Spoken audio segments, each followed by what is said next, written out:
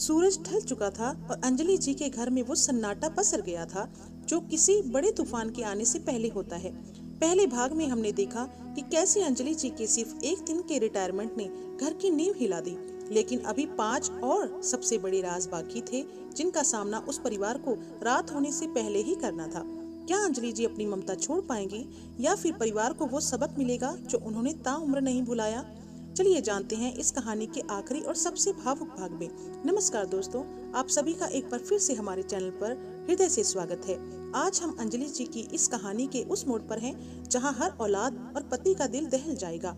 अगर आपने पहला भाग नहीं देखा तो उसे अभी देख लें, क्योंकि आज खुलेगा वो 10वां और सबसे कड़वा सच जो शायद आपकी भी जिंदगी बदल दे। चलिए शुरू करते हैं आगे का सफर। जैसे ही रात के खाने का वक्त हुआ, घर में छठा कड़वा सच गूंज उठा।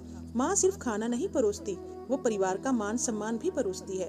बिना अंजलि जी के डाइनिंग टेबल पर कोई सलीका नहीं था। सब अपनी अपनी प्लेटें लेकर अकेले कोनों में बैठ गए। वो जो एक साथ बैठकर खाने की बरकत थी, वो उनकी खामोशी के साथ ही खत्म हो गई। तभी 7वां कड़वा सच सामने आया।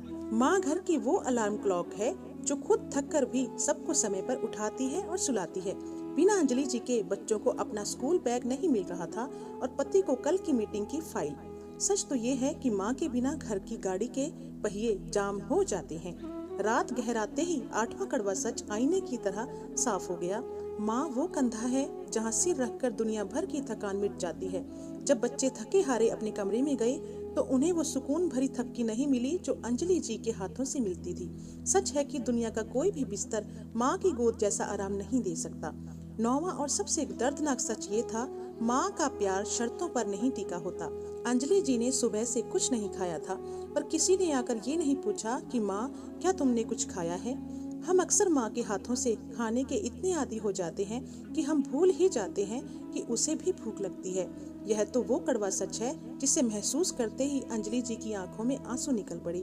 तभी अंजलि जी के पति और बच्चे उनके कमरे में आए और उनके पैर पकड़कर रोने लगे। तब अंजलि जी ने अपनी ममता भरी मुस्कुराहट के साथ 10वां और सबसे बड़ा कड़वा सच कहा, मैं रिटायर इसीलिए नहीं हुई थी कि मुझे आराम चाहिए था, बल्कि इसलिए ताकि तुम्हें मेरी अहमियत पता चल सके।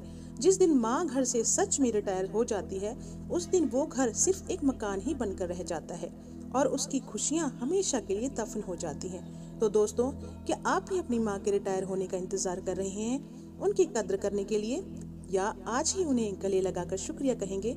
अपनी राय कमेंट में जरूर लिखिए।